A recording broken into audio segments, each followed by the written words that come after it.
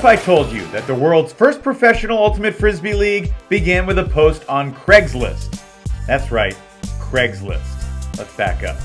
Hi, I'm Evan Leffler, and this video is all about how the Ultimate Frisbee Association began as a fledgling, ambitious, borderline, unbelievable endeavor, and how it's evolved into the relatively stable, coast-to-coast enterprise that has many of the best ultimate players from all around the world coming to North America to compete in the UFA.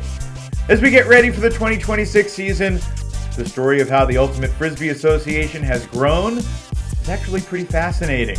In less than 15 years, we've gone from a ragtag regional 8-team circuit in 2012 to a 22-team coast-to-coast enterprise in 2026.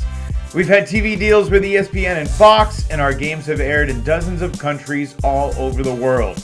There's an entire generation of Ultimate fans who've grown up attending their local games and cheering for their hometown teams. Not to mention following Pro Frisbee via widely available highlights for free here on YouTube and on other social media. And the league also now has its own streaming platform with WatchUFA.tv, over 5,000 paying subscribers watching live games and viewing other creative content. So yeah, it's kind of hard to believe that it all began with a post on Craigslist. Back in 2010, an entrepreneur named Josh Moore had the idea of starting Professional Ultimate. And one of his first steps was to post on Craigslist, a website where basically you can buy, sell, and post about absolutely anything, and he was seeking owners for individual professional ultimate teams. Bold strategy, Cotton, right? So bold strategy, Cotton. But it actually sort of worked, at least in terms of getting the league off the ground, with 8 teams in 2012 as the American Ultimate Disc League debuted on April 14th, 2012, with the Connecticut Constitution defeating the Rhode Island Rampage 29-23. The other teams that competed in Season 1 were the Philadelphia Spinners, the Buffalo Hunters, the Indianapolis AlleyCats, the Columbus Cranes, the Bluegrass Revolution, and the Detroit Mechanics. True story that barely anybody knows, the league was initially going to be called the EUDL, the Eastern Ultimate Disc League. But when some of the Midwest franchises signed on, the branding went bigger. They swapped the E for the A small but significant switch as it set the tone for future expansion across not just the country, but throughout the entire continent of North America. At the end of Season 1, the Spinners beat the AlleyCats in the first championship game held at a mostly empty Pontiac Silverdome.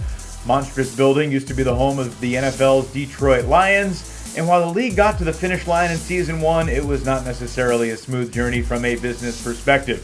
There were serious issues between the league and teams, dueling lawsuits about territories, conflict over expansion, unpaid fines over forfeits, and several other things that didn't go exactly as planned. But the idea of Professional Ultimate and the possibility of continued development under solid leadership had gone from being barely a distant pipe dream to something that not only existed, but also became a genuinely intriguing venture for many other investors who started to believe that this endeavor could not only be viable, but could potentially flourish in the sports and entertainment marketplace. We could go way more in depth on so many things from the Season 1 story, but the entire structure, vision, and potential for the league underwent a huge transition when, following the end of Season 1, 2 bold men bought the vast majority of the league from Josh Moore. Enter Rob Lloyd and Steve Gordon, who became the chairman and commissioner of the league respectively, entering 2013. And Year 2 featured a bunch of new expansion teams that are now so many of the top brands in the league today.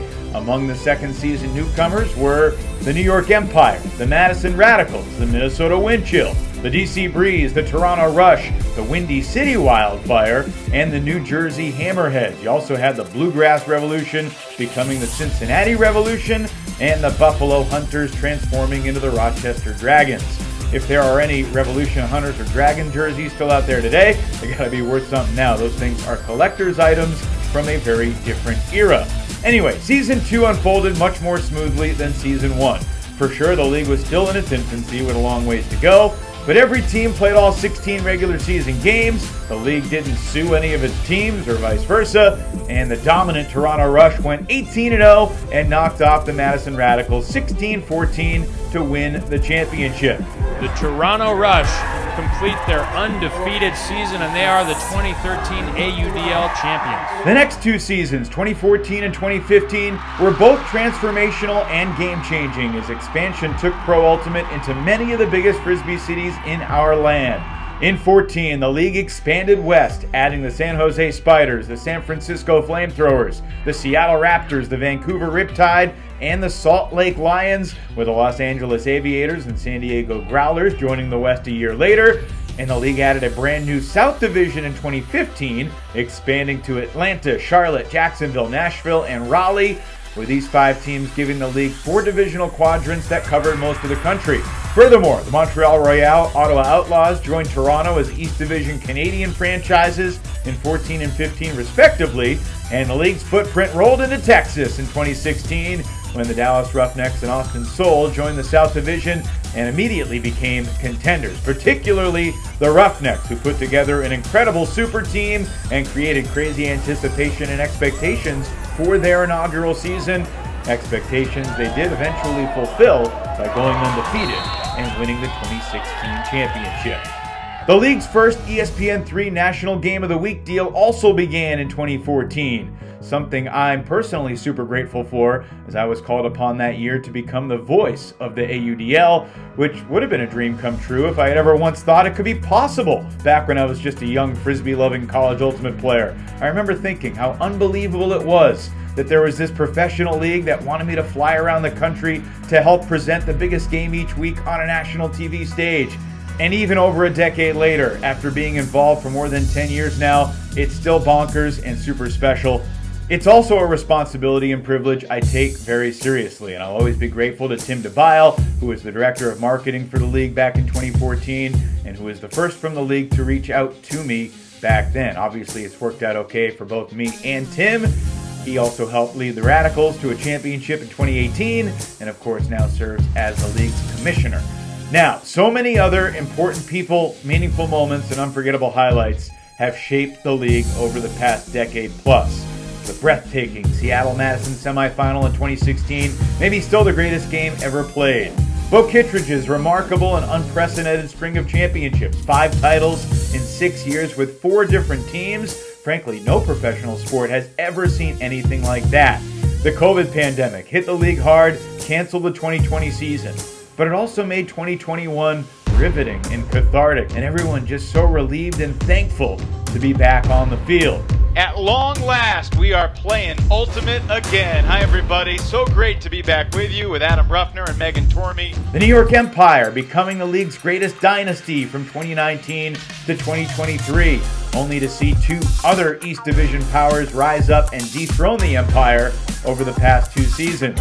The Minnesota Wind Chill reaching new heights in terms of both fan support and on-field success with their stunning title victory in 2024 and their improbable run back to the finals to back it up in 2025, serving as inspirational examples for how teams can grow and thrive both on and off the field.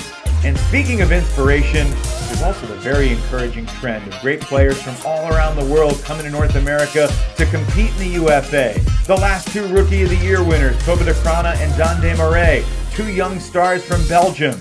And we've seen players from Latvia, Germany, France, England, the Netherlands, Japan, Colombia, and beyond bringing their skill, swagger, and style to the UFA.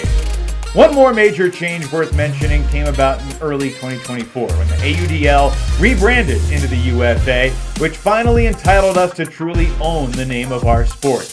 At our core, it's always been Frisbee, and evolving into the Ultimate Frisbee Association has sent a message to the entire world, both in our endemic community and the wider sports marketplace across the globe, that we are Ultimate Frisbee, and we are determined to present this great game to as many people as we can, to reach out and introduce our unique sport and the values it promotes to new generations of fans, which will hopefully enable our league to continue growing for everyone. Because generally, when people are exposed to Ultimate Frisbee for the first time, they absolutely love it. No doubt we've come a very long way over the past decade plus, but truthfully, the UFA is just getting started. 2025 was definitely the most exciting and unpredictable season we've ever seen, and there's great momentum behind the scenes about what's coming down the pike in 2026. Thank you for watching this brief history of the Ultimate Frisbee Association. Any questions about the history of the UFA? Feel free to leave a comment or question about what you'd like to learn more about in a future video. In the meantime, I'm Evan Leffler, thankful to be a small part of the history that's already transpired and super pumped to see what's next.